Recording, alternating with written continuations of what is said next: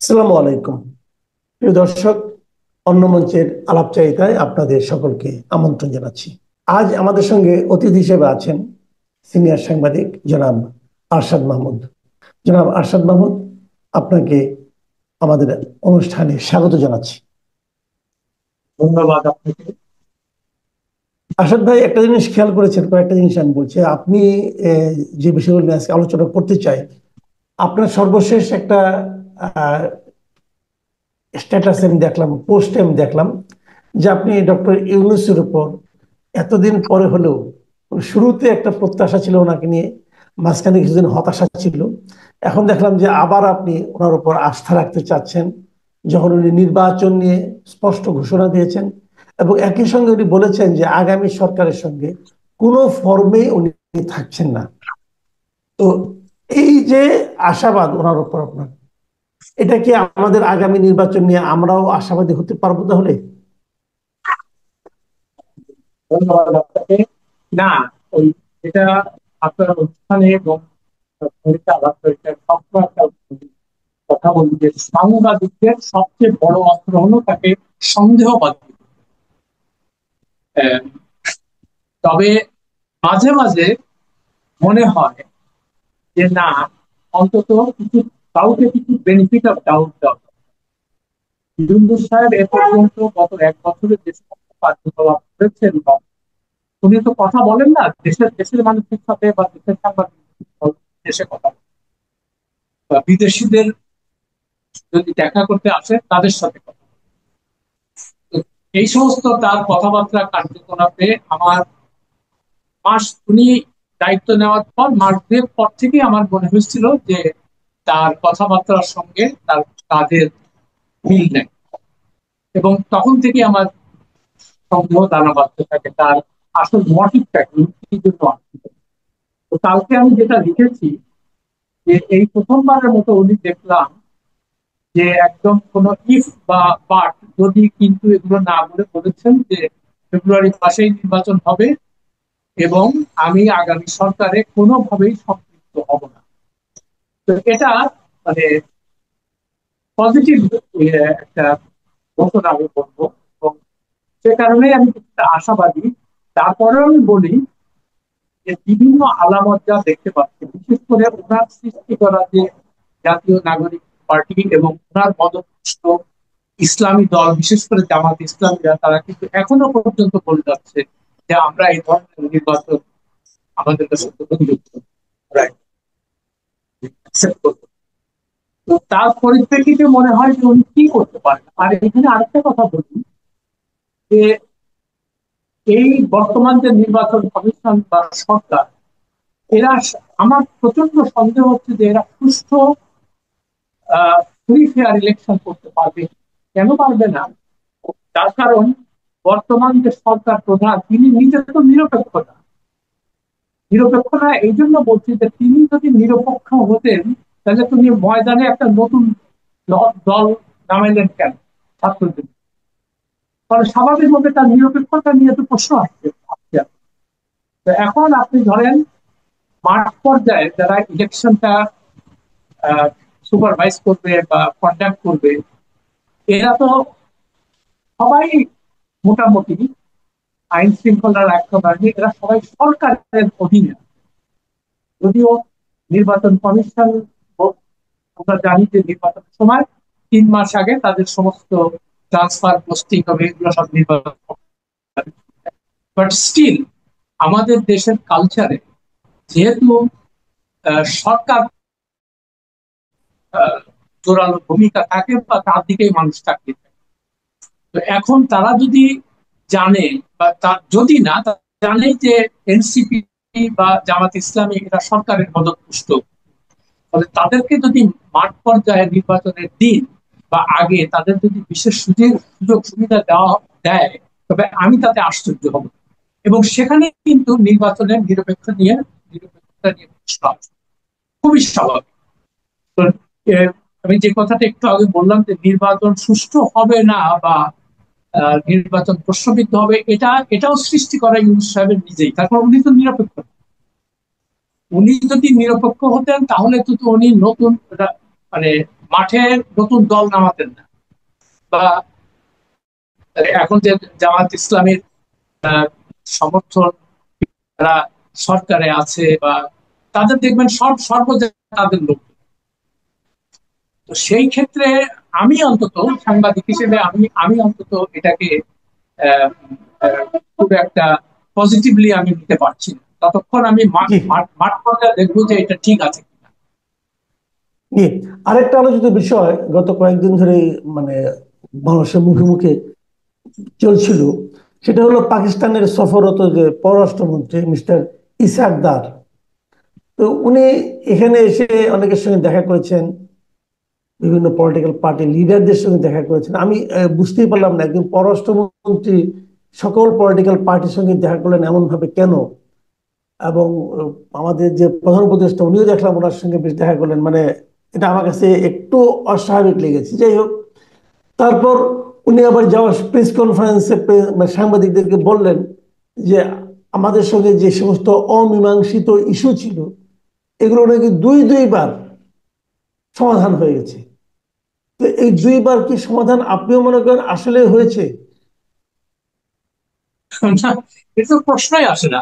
যদি সমাধান হবে তাহলে এত কথার তো দরকার ছিল না। কেমন? তো এক নম্বর কথা হলো যে তাদেরকে আনকন্ডিশনাল অ্যাপোলজি, অর্থাৎ নিঃশর্ত ক্ষমা চাওয়া, এটা আহ, মানে পরিষ্কার ভাবে এখনো পর্যন্ত আমি অন্তত গত 50-53 বছরে শুনিনি। এখন উনি যে রেফারেন্সটা দিচ্ছেন যে এটা তো 74 সিমলা চুক্তি, মানে ভুট্টো সাহেব বলেছেন একবার যে তারপরে পারভেজ মোশাররফ বলেছেন যে আমরা যদি যদি যদি কথাটা, আমরা যদি এরকম মানে কিছু করে থাকি তার জন্য। তো যদি তো এখানে কোনো প্রশ্ন নাই। এখানে অসংখ্য মানুষ নিহত হয়েছে পাকিস্তানি আর্মির দ্বারা, বা পাকিস্তানি যারা পুলিশ মিলিশিয়া যারা ছিল তারা। এগুলো তো আমাদের চোখের সামনে দেখা, আমরা তো বাচ্চাদের, আমরা তো তখন কলেজে সব আমরা নিজেই দেখেছি। তো এখন উনি বলছেন যে যদি যদি এরকম হয়ে থাকে, তো এখানে যদি তো কোনো প্রশ্ন নেই, ব্যাপারটা খুবই পরিষ্কার। এবং আর দুটো যে বড় জিনিস ছিল আমাদের অমীমাংসিত, একটা হলো এখানে যারা আটকে পড়া পাকিস্তানি মানে বিহারি যারা বলি আর কি, জি। আর হলো আমাদের সম্পদ ভাগাভাগি। তো সে বিহারিদের নিয়ে এত টালবাহানা করলো গত ইয়ে, এবং আলটিমেটলি এখনো সেই সময় আমি আরো ধরেন 15 বছর আগে 2.5 লক্ষ এই যে জেনেভা ক্যাম্প থাকা, তারপরে সৈয়দপুর বিভিন্ন জায়গায়। এবং আমি এই ইস্যুটা নিয়ে অনেক লেখালেখি করেছি, অনেকবার। তো তারপরেও একবার তো নওয়াজ শরীফের সময় সমস্ত কিছু প্লেন প্লেন রেডি হলো, সবকিছু হলো, একদম তারা চলে যাবে, আমরা তো সব এয়ারপোর্টে গেলাম যে অবাক। তার কিছুক্ষণ আগে শুনলাম যে এটা বাতিল হয়ে গেছে। আর হুম। এটা মনে হয় কেন জানেন করে, প্রথম কথা হলো যে গরিবদের কোনো জায়গা নেই, গরিবদেরকেও মানে গলা জড়িয়ে ধরে না, যে ভাই তুমি আমার বন্ধু, এই যতই ধর্মের কথা বলতে আর যাই করি, এই ও নিল না। আর অ্যাসেট ভাগাভাগির কথা আমরা তো আজ পর্যন্ত শুনি নাই যে এটা নিয়ে তারা কোনো কংক্রিট কোনো প্রপোজাল দিচ্ছে যে ঠিক আছে, তো এই স্বাধীনতা যুদ্ধের সময় তোমাদের এই এই জিনিস পাওনা ছিল, যেমন পিআইএস প্লেন, তারপরে ফরেন এক্সচেঞ্জ রিজার্ভ, এগুলো অনেক কিছু ছিল। তো এগুলো নিয়ে তো কোনো সুনির্দিষ্ট কোনো কিছু আজ পর্যন্ত কোনো প্রস্তাব পাকিস্তানের কাছ থেকে আসেনি। আর এই প্রসঙ্গে আরেকটা বলি, আপনি নিশ্চয়ই দেখছেন এখন যে গত 3 দিন থেকে কক্সবাজারের রোহিঙ্গা প্রত্যাবাসন নিয়ে একটা জি। অংশীজনের সংলাপ আছে। এটাও আমার কাছে একটা মানে সব লোক দেখানো জিনিস মনে হচ্ছে। ওখানে দেখবেন 5 তারা হোটেলে কিছু লোকজনকে ডাকছে দুধটাইওয়ালা, ওখানে তাদের সমস্যার সমাধান করে দিচ্ছে, প্রধান উপদেষ্টা যে ওখানে ভাষণও দিলেন, 7 দফা দিলেন, এগুলো সবই পুরনো। কিন্তু এই সমস্যাগুলো সমাধান হয় না একই কারণ, ওই গরিব রোহিঙ্গারা তো 1 নম্বর মুসলমান, 2 নম্বর গরিব। তো ওদের জন্য কে কাজ কাম? আর মূল যে প্লেয়ার এই এই সংকটে, সেটা হলো মিয়ানমার, তারা ওখান থেকে। তো এখন আপনি যদি মিয়ানমারের কোন প্রতিনিধিত্ব সেখানে না থাকে, তো সেখানে অংশীজনের সংলাপ কিভাবে সাকসেসফুল? এই এগেন এই সমস্ত মানে মূল সমস্যাগুলোর থেকে মানুষের দৃষ্টি দূরে সরিয়ে দেওয়ার জন্য মাঝে মাঝে, আর দেখেন কোটি কোটি টাকা খরচা করে, এবং এটার কোন রকম কোন জবাবদিহিতা নাই। আর একজন সাংবাদিকও এগুলা নিয়ে লেখে না যে আচ্ছা আমরা যে কনফারেন্স গুলো করতেছি টাকা আসছে, কে টাকা। আর একটা জিনিস মনে রাখবেন, এই ধরনের মানে কি বলে সমস্যা যতদিন জিয়ে রাখা যায় ততদিন কিছু কিছু লোকের ভাগ্য খুব খুলে যায়। যেমন এর মধ্যে জাতিসংঘ আছে, এনজিওরা আছে, হ্যাঁ। তারপরে এরা করে কি, ওই এদেরকে খাওয়ানো করানোর কথা বলে 6-7 হাজার ডলার করে বেতন নেয় মাসে মাসে। এবং আমি নিজে এটা একটা উদাহরণ দিই আপনাকে, 1991 সালে যখন রোহিঙ্গারা আসতেছিল, তখন কক্সবাজার ইসলাম কাবার করতে, তখন ওই বাইল্যাটারাল নেগোসিয়েশনের মাধ্যমে অনেক ফেরত গেছিল সেই সময়। তারপরেও কিছু ছিল, তারা বলছিল যে আমরা নিয়ে নিবো, পরে তো যাই হোক। তো ওইখানে আমি ইউএনএইচসিআর এর এক এক লোকের সাথে আমার কথা হলো, সম্ভবত মানে ওয়েস্টার্ন ইউরোপের, আমার মনে নেই ঠিক এক্স্যাক্টলি কোন দেশে। তারে আমি জিজ্ঞেস করলাম যে সমস্যা তো সমাধান হয়ে যাচ্ছে, তুমি এখন বললো যে সমস্যার সমাধান হয়ে গেলে তো আমাদের মুশকিল, এখন আমার তো আর চাকরি থাকবে। তা আমি বললাম বলে কি, হ্যাঁ। তো এই এইটা হচ্ছে ব্যাপার, যে যতদিন সমস্যা থাকবে ততদিন এদের চাকরি বাকরি থাকবে, সুযোগ সুবিধা থাকবে, হাজার হাজার ডলার বেতন। জি। এবং এই কারণে দেখেন, এই যে ইউএনএইচসিআর এর যে প্রতিষ্ঠা, এটা কিন্তু এদের যখন সেকেন্ড ওয়ার্ল্ড ওয়ারের পরে রিফিউজি হলো, এদের কিন্তু ম্যান্ডেট ছিল মাত্র 8 মাসে। 8 মাস তারা থাকবে। আর আজকে 80 বছর হয়েছে, কেউ যায়নি। ইউএনএইচসিআর ঠিকই আছে, আর দিন দিন বাড়তেছে, রিফিউজি বাড়তেছে, বুঝলেন? তো এইগুলো আপনাদেরকে মনে রাখতে হবে, মাথায় রাখতে হবে যে এখানে একটা মানে বেনিফিশিয়ারির সংখ্যা অনেক। এই জন্য এরা কি করে, আবার লোকাল এনজিও আছে, ব্র্যাক আছে, এরাও চায় যে এই সমস্ত সমস্যা থাকুক, আর তাহলে আমরা কিছু করে খেতে পারি। তাই হচ্ছে। আচ্ছা, আমি এই সর্বশেষ যে প্রসঙ্গটা আনছি সেটা হলো, এক কথায় মব কালচার, মব ভায়োলেন্স। এটা দেখেন, আমরা এর সাম্প্রতিক যে কয়েকটা নমুনা দেখলাম। ফজলুর রহমান, অ্যাডভোকেট ফজলুর রহমান, বিএনপির একজন সিনিয়র লিডার, বিএনপির একজন কেন্দ্রীয় নেত্রী ব্যারিস্টার রুমিন ফারহানা, এবং আরো দেখলাম, আবার উল্টো দিকেও দেখলাম যে আমাদের উপদেষ্টা, তথ্য বিষয়ক উপদেষ্টা মাহফুজ আলম, তাকেও কিন্তু নিউ ইয়র্কে একটা দৌড়ানি দেওয়া হলো। তো এই যে বিষয়গুলো, এই এই যে দৌড়ানি, বিদেশের মাটিতে দৌড়ানি এবং দেশের মধ্যে এগুলো ঘটা, এগুলো তো বিভিন্ন মিডিয়াতে আসে। তো এই যে মানে আইনের বাইরে, সবই তো আইনের বাইরে হচ্ছে। তো এই ঘটনাগুলো কি আমাদের দেশের মানুষের মানে আচরণ নিয়ে, মানে মানে সুস্থ লোকজন যারা আছে তারা কি একটু অন্যভাবে তাকায় না আমাদের দিকে, যে আমরা এমন কেন? এদিকে এগুলো কি কোনো সভ্যতার মধ্যে পড়ে? এটা তো মূল কারণ হলো সরকার। সরকার যদি নিরপেক্ষ না হয়, সরকার যদি এগুলোকে প্রশ্রয় দেয়, তাহলে এই জিনিস আপনি থামাবেন কিভাবে? সরকার যখন এই মব কালচার শুরু হলো, এখানে বিভিন্ন লোকজনকে ধরে নিয়ে আসে, পিটায় মেরে ফেলে, তারপরে তখন সরকারের মুখপাত্র বলছে যে এরা তো প্রেশার গ্রুপ। আপনি চিন্তা করেন তাদেরকে কিভাবে লেজিটিমাইজ করতেছে জিনিসটা। যে এটা তো একটা অবিশ্বাস্য ব্যাপার। মানে যদি সত্যিকার অর্থে সরকার আহ, মানে মানুষের সেফটি বা সিকিউরিটির কথা চিন্তা করে, তাহলে তো প্রথম থেকেই এগুলোকে খুব শক্ত হাতে দমন করা উচিত ছিল। তাহলে মানুষ, এরা ভয় পেত এবং তারা চিন্তা করতো যে না, আইন নিজে হাতে তুলে নেওয়া যাবে না, আইনের বাইরে কোনো কাজ করলে আমাকে শাস্তি পেতে হবে। তো যেহেতু আইনের শাসন নাই, কেমন আইনের শাসন নাই কেন, মানে ইউনূস সাহেব নিজেই তো আইনের শাসনে বিশ্বাস করে না। তার যে কার্যকলাপ গুলো দেখে, উনি এক্সিকিউটিভ অর্ডারের সমস্ত আহ ওনার মামলা প্রত্যাহার করে নিচ্ছেন, সুযোগ সুবিধা নিচ্ছেন গ্রামীণ ব্যাংকের, কোনো জবাবদিহিতা নেই তার কাছে। তো মানুষ যখন এইগুলো দেখে তখন চিন্তা করে যে সঙ্গত, তা আমি আইন মানবো কেন?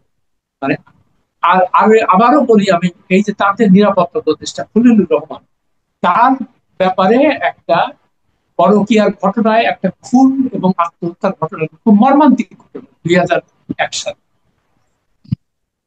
এবং পত্র পত্রিকায় আসছে, তখন তার সম্পৃক্ততার অভিযোগ ছিল। সত্য মিথ্যা জানি না, কিন্তু প্রথম কথা হলো এই জিনিসটা যখন আপনি জানতে পারলেন প্রধান উপদেষ্টা, তখন তো আপনার উচিত, ইমিডিয়েটলি উচিত ছিল তাকে সরিয়ে দেওয়া। যে ঠিক আছে, আগে এই জিনিসটা ইনভেস্টিগেশন হবে, ইনভেস্টিগেশনে যদি তোমার কোনো সম্পৃক্ততা না থাকে তোমাকে আমরা আবার ফেরত দেব। কিন্তু আপনি আইনের শাসনের তোয়াক্কা না করে আইনকে বৃদ্ধাঙ্গুলি দেখে আপনি এই ধরনের অ্যাপয়েন্টমেন্ট গুলো দিচ্ছেন। তাতে মানুষের মনে কি এই মানে প্রশ্নটা জায়গা আছে যে আপনি যদি ক্ষমতাবান হন বা ক্ষমতাধর হন, আপনার জন্য কোনো আইন নেই। আইন সব এই গরিব মানুষের জন্য, যাদের কোনো ক্ষমতা নেই তাদের আইন। তো আপনি যদি নিজের কার্যকলাপে এটা প্রমাণ করেন যে আইন আমরা মানি না, যেহেতু আমাদের ক্ষমতা আছে, তো অন্যান্য মানুষ আইন মানবে কেন? তো মব কালচার তো সেখান থেকেই শুরু হবে। তো মব কালচারে যারা, সবচেয়ে বড় কথা, আপনি যদি এটাকে লেজিটিমাইজ করেন, এটাকে যদি বৈধতা দেন যে না এগুলো তো প্রেশার, সরকার থেকে যখন এই কথা বলা হয়, তো তার পরিণতি কি হবে সেটা তো আমরা দেখতে পাচ্ছি। এই যে মাহফুজ আলম বলেন, ফজলুর রহমান বলেন, রুমিন ফারহানা বলেন, তো কেউ তো নিরাপদ না। এখন কার কার দরজার সামনে যে যে তারা মানে উপস্থিত হবে? আপনার দরজার সামনে এসে যেতে পারে, আমার দরজার সামনে এসে যেহেতু আমরা তাদের ভাষায় ক্রিটিক্যাল কথা, কিন্তু আমরা তো সব ফ্যাক্ট বেস কথা বলি, আমরা তো ভুয়া কথা বলতেছি। যেটা যে ঘটনা ঘটছে তারপর সেটা বেসিসেই। কেউ কেউ বলছেন যুক্তরাষ্ট্রে মাহফুজ আলমের সঙ্গে যে আচরণটা করা হলো, যদি দেশে আওয়ামী লীগকে আপনি ঠিকঠাক মতো কথা বলতে দিতেন, আওয়ামী লীগ যদি রাজনীতিটা করতে পারতো, তাহলে হয়তো এই ঘটনাটা ঘটতো না।